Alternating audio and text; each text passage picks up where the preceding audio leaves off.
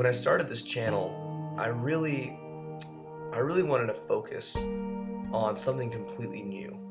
I feel like when you watch a lot of videos on hunting, fishing, and the outdoors, you watch videos with professionals trying to tell you how to become a professional. And there's not a lot of focus on those people that want to start out, newcomers into it.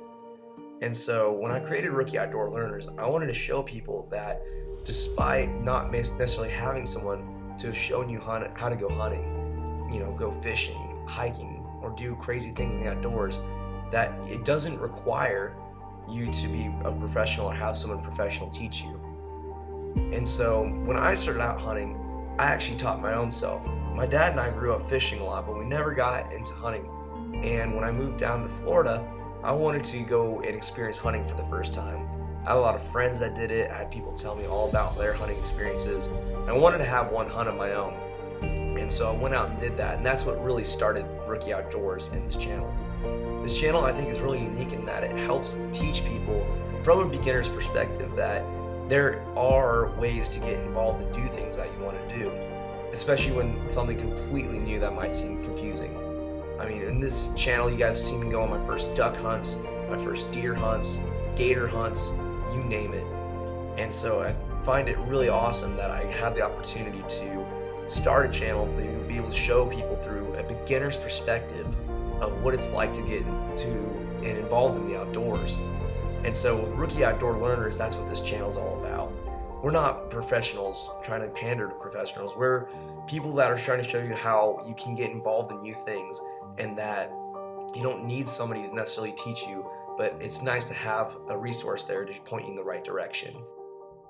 So after a long, unsuccessful day of deer hunting, I decided to try something new. This is something that I wanted to do for years now.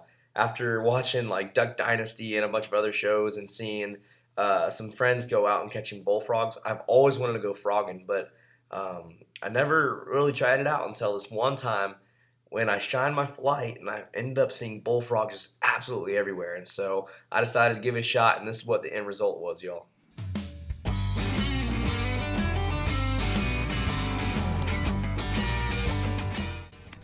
Got him. That's all it is, people. Bullfrog right there. No gig, no nothing. All you need is a light, a hand, and you're good. That's a good size one. Right there.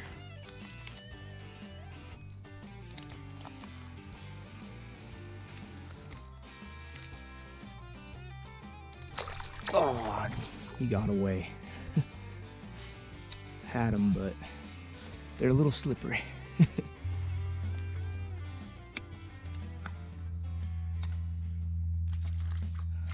Dang it. Oh, he's right there.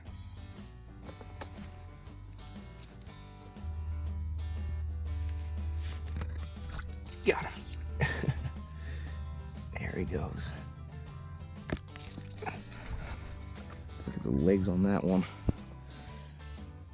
Nice bullfrog.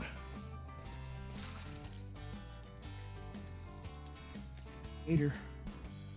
About like 1 foot, if that. Half foot. Just hanging out in the weeds right there. Oh, that's a tough one.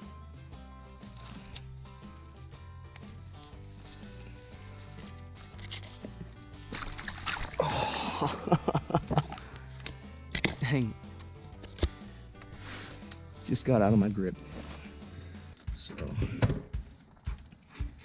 little cut in the back here.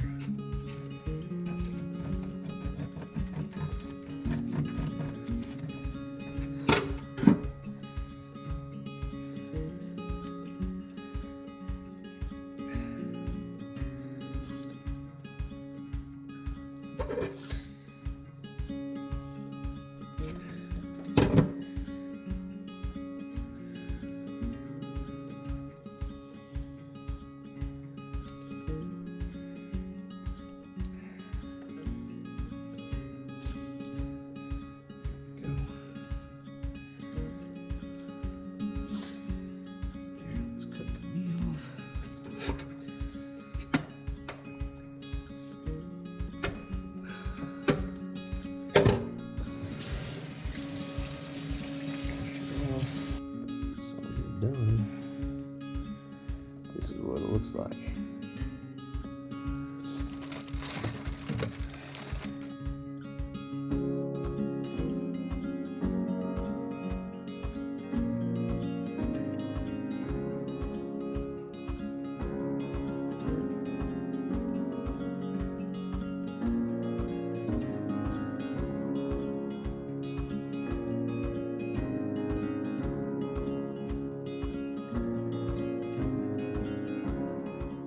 When it comes to spicing up the frogs, what I like to do is I like to put them in a bag first and let them marinate. And I put some lemon juice in here as well as some initial spices, but I didn't, over spice it.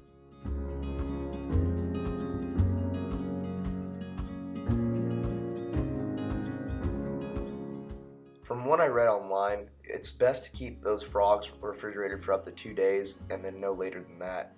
If you plan on storing them for a long time, you can freeze them. And so make sure to keep that in mind when you're going to cook them up.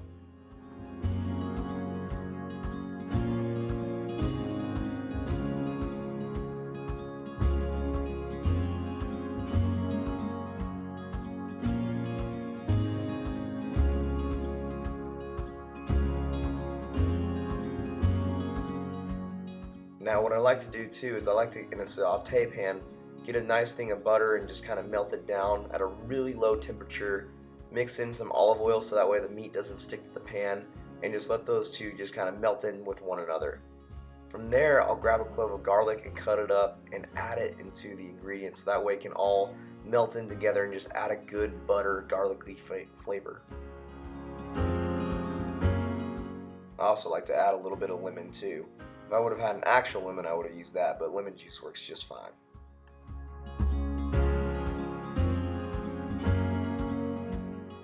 When it comes to cooking up frog legs, just keep in mind that they do not need a very long time to cook.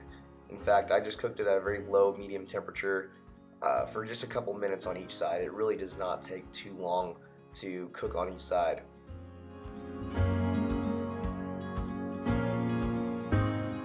With frog legs, like I said, they don't take very long, and the meat tastes like chicken and crab had a baby. It's so good, it's very moist. But a lot of people might find it unappetizing, so what I like to do is I'll add it together with rice, so that way you don't have to necessarily look at the legs if you don't like to. I personally will eat it from the bone, but since I'm feeding a whole group of people, I wanted to just mix it all together in here, and so it turns out really good either way.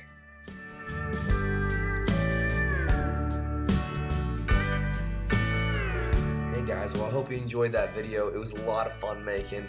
If this is something that you want to give a shot yourself, go out and try it, give it a shot. I would look for WMAs or areas that you have access to that are next to bodies of water like lakes and rivers, streams, swamps, all those good areas, and just with a spotlight try looking for those frog silhouettes. If you have any questions whatsoever or comments, make sure to put them down below. Subscribe to the channel if you haven't already, and thank you guys for stopping by. I'm really looking forward to this next season. So have a great one. Bye.